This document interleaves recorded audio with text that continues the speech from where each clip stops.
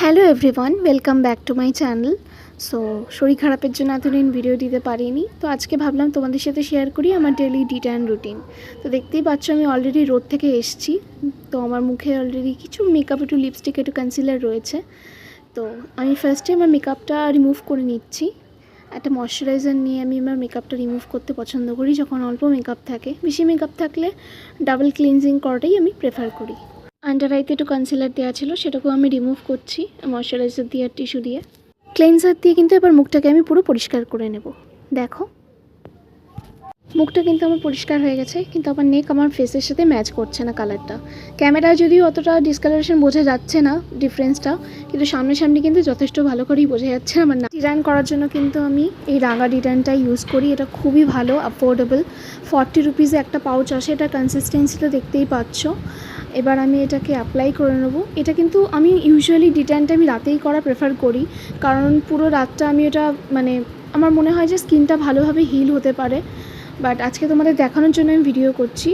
Equally spread করবো পুরো ফেসে। আর একটা কথা বলে যাচ্ছি, এটা কিন্তু টিংলিং সেন্সেশন হবে তোমাদের ফেসে। যে কোনো ডিট্যানি প্রোডাক্টে তোমাদের ফেসে টিংলিং সেন্সেশন হবে, তবেই বুঝতে পারবে যে হ্যাঁ কাজ হচ্ছে। বাট এটা যদি আনবিয়ারেবল পর্যায়ে চলে যায়, তোমাদের যদি সহ্য করতে পারছো না, এরকম পর্যায়ে জ্বালা করে, তাহলে আমি বলবো তোমরা কিন্তু অবশ্যই ইউজ করো না, ধুয়ে ফেলো এবং কোনো ডক্টরের পারমিশন নিয়েই তবেই কোনো প্রোডাক্ট ইউজ করো।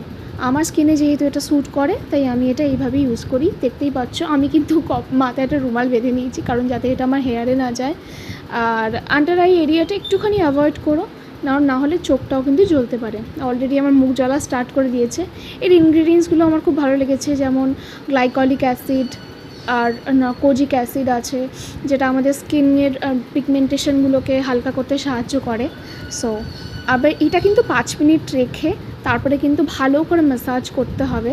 ম্যাসাজ করে করে বেসিক্যালি তোমাকে ঘষে ঘষে মুখের ট্যানটা তুলতে হবে, যেটা আমি এখন করছি।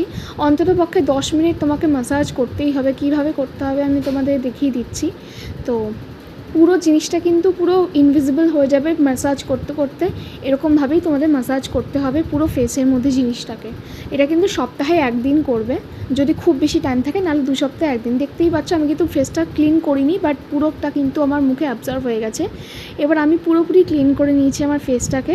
সিম্পল স্কিন কেয়ারে বিশ্বাসী আমি। 5 স্টেপ, 6 স্টেপ, 12 স্টেপ স্কিন কেয়ারে আমি বিশ্বাসী নই। আমি মনে করি সিম্পল স্কিন কেয়ার করলেই কিন্তু স্কিনটা যথেষ্ট ভালো থাকে। কোরিয়ান করো, ইন্ডিয়ান করো, যাই করো না কেন, take care of your skin. Thank you for